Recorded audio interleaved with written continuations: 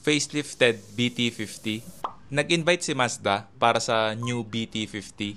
Check na lang natin sa showroom nila dito sa Mazda Pampanga. 2025 Mazda BT50 Pangolin.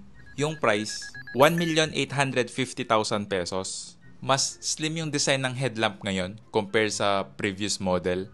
May functional side air vent. Hindi lang siya design. Yung design ng front grille, halos same sa ibang model ng Mazda. Medyo nalalakihan lang ako sa Mazda emblem. Kung pwede lang mag-suggest, mas okay para sa akin yung Mazda lettering. May front camera for 360 view. Maganda naman yung design ng front chin. Pero mas okay kung ginawa ng tow hook. Pero hindi, kasi plastic yung material.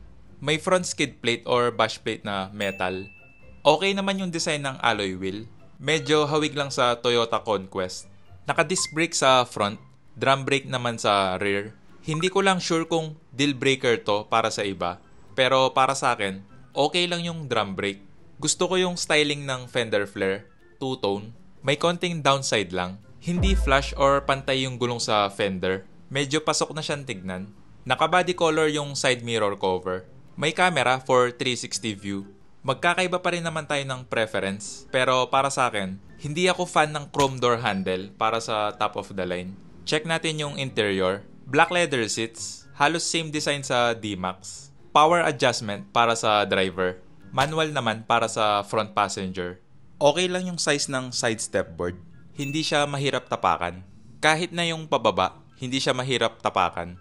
Sa door panel, hard plastic, padded leather armrest, power window control, pero driver window lang yung automatic.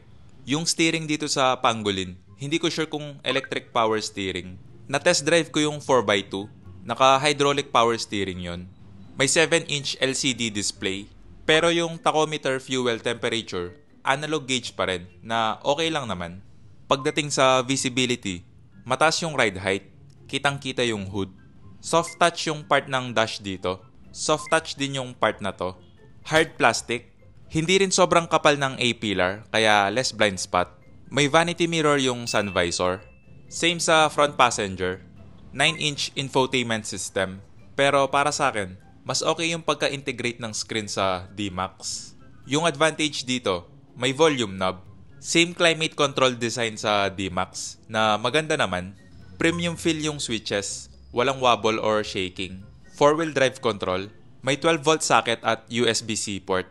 Wireless charger, 6-speed automatic transmission. May rear diff lock. Useful to lalo na sa off-road. Naka-manual handbrake na tingin ko mas okay compare sa electronic. Pagdating sa storage space, ganito yung sa center console. Dalawa yung storage compartment sa front passenger. Hindi nga lang dampen yung sa glove box. Medyo mahirap nga lang siyang isara.